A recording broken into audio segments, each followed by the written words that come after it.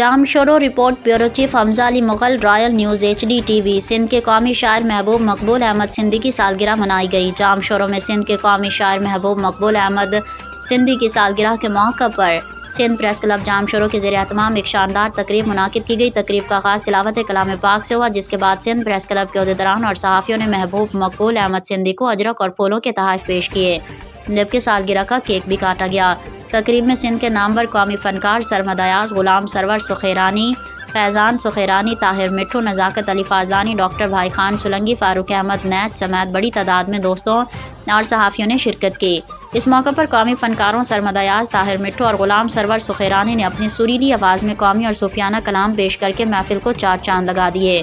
تقریب میں Sindh press club جام شورو کے صدر وسیم سولنگی، سکندر علی بلیدی، محمد عیسیٰ منگریو، حیدر مغل، حمزہ مغل اور اویس رضا شورو سمیت کثیر تعداد میں صحافیوں اور معزز شخصیات نے بھی شرکت کی۔